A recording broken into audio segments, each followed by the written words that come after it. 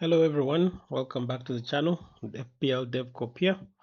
As I had mentioned, this specific stream would try to bring up some of the different mini leagues that most of you can join and actually make up some good money.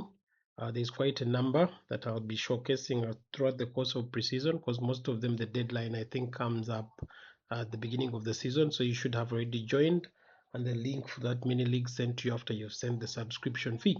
For example, the No Guts No Glory comes at a subscription fee of 50,000. Just make a call to those different numbers.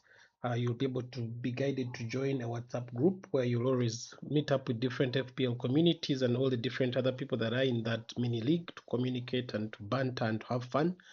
And then obviously the link will be shared with you as soon as you do subscribe.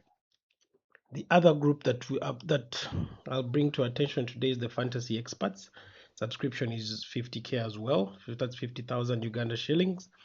You will realize most of them are in that range of 50,000 and below. There's quite very few that go as high as 100,000.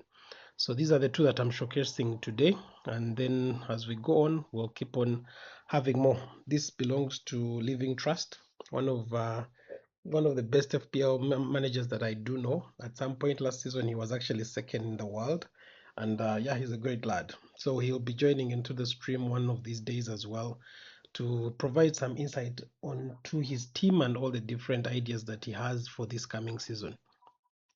So we'll go direct to our preseason roundup. Like I mentioned, we do need to have an idea of how our teams and the different assets are actually performing ahead of the start of the season. So we've been seeing a couple of preseason games, some that have been in closed doors, and some that have been, with fans in the stadium and very open. So one I think was the Liverpool Sunderland game, and one of the key standouts I think was Dominic Soboslai, who we did mention in our first draft last week. We shall also get to see how all of this gets to shape our, because obviously all the different news that we shall be getting will have an impact on our final draft. So we did see Soboslai I think score and have an assist. Frederick Chiesa also scored and I think assisted as well. But yeah, they were the main two outstanding players, and with Salah gone, like I mentioned, Dominic Soboslai made beyond the set pieces and penalties specifically. So that is something that we do need to look forward to.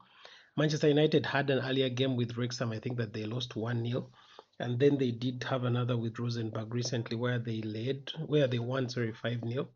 And I think one of the key performers was really Zaxi, and the rest were very many academy players that we do not know if they will actually jump into the new team. But it's very rare because most of the players, like I mentioned, from the World Cup have not yet fully returned. So that is something that we continue to look out for. MK Dons did play a closed door game with Spurs. Odobe was among the scorers. Then they later played with Arsenal. One of the key takeouts obviously from Arsenal was Christos Solis, beginning to perform. I think he assisted one of the goals. So that is one of the new assets that we need to look forward to and see. We need to see how someone like Martinelli will be used, for example, into the new season. Saka still had an injury, but we'll need to see how that progresses into the new season where he'll be fully fit.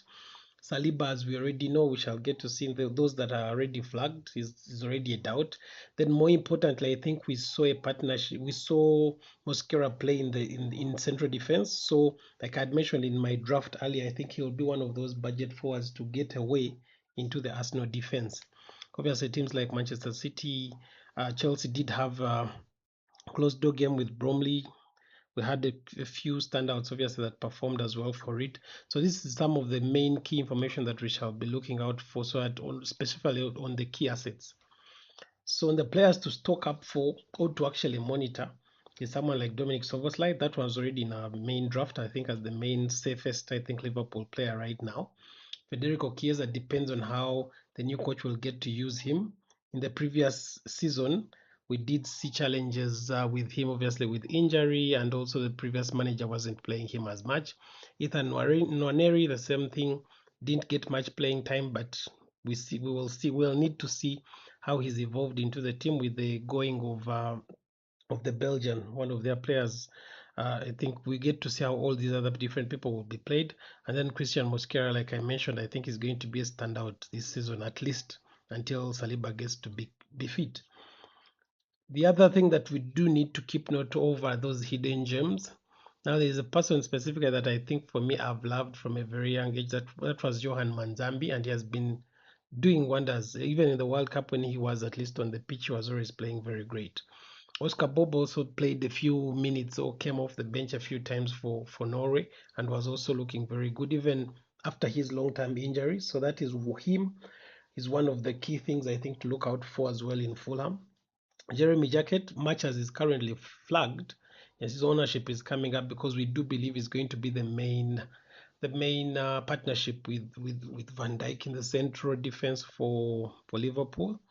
But we do need just to keep monitoring his injury updates to make sure that. But at the last information we had was that he would be actually fully fit for the beginning of the season and even for a few preseason games. Chelsea's game was good, and one of the key standouts was Marco Palestra. He's one of those fullbacks that is very energetic and is very good going forward. So that is something to look out for. They did bring Bako back to the Premier League as well. Most of us that have played FPL for a while do remember that Bako was one of the players in Brighton we had all stocked up on at the beginning of was it last season or the season before that? And it was unfortunate that he was shipped off to Strasbourg. But his preseason was very good. He was looking very good on the left flank. But Chelsea have brought him back. So that is also another important player that we do need to keep in mind and keep looking at. Now, part of those that we need to keep away from, really, one of the main ones is one person we've talked about, I think, since the first stream last week. That was William Saliba. Obviously, with having to undergo a surgery, he's going to be out for, I think, 3 months.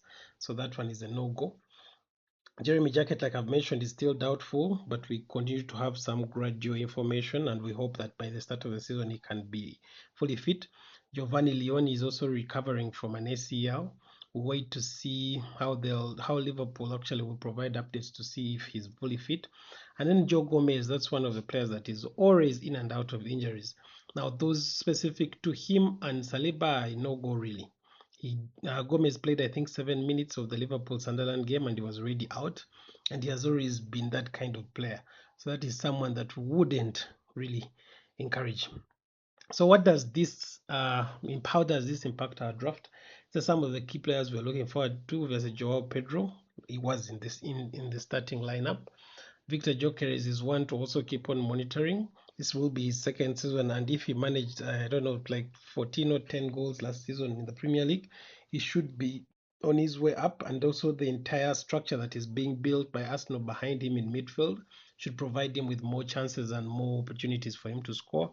Oscar Bob is one person I already did mention about, and Johan Manzambi is one of the key Aston Villa assets that we also do need to look forward for. He's actually already rejoined with the team, and we look forward to seeing how he does perform in preseason.